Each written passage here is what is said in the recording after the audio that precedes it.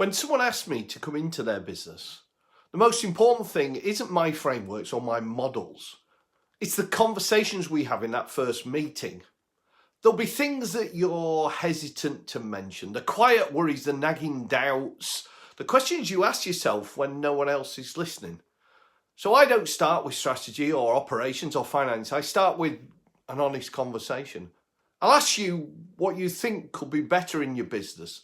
Not what's wrong with it, but what could be better. Because plenty of businesses are doing just fine on the surface, making money, growing profitably, but underneath something feels precarious. You might be worried that what got you to where you are isn't what's going to get you to where you want to be. You might be worried that the business is belting along, but it could come off the rails at any moment. You might feel like everything revolves around you, and you don't want that to be the case anymore. That's why I ask deeper questions, searching questions. I'll dig until we get past the surface answers and into the reality zone. And that's because doing the most valuable work I can for you depends on that. Once I understand the real landscape, only then might some frameworks or ways of looking at a challenge matter. Maybe I'll suggest an initial piece of discovery work. That's where I dive deeper. Maybe talk to some of your team.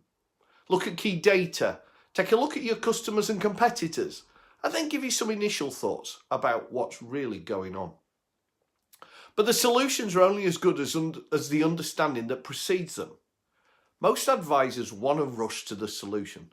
They want you to know what they know.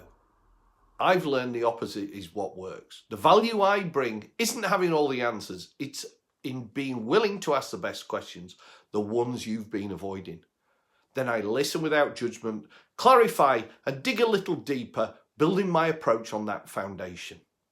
When we take the time to have that honest conversation first and dig into what could be better instead of what's wrong, the solutions that follow are solutions to the right problems.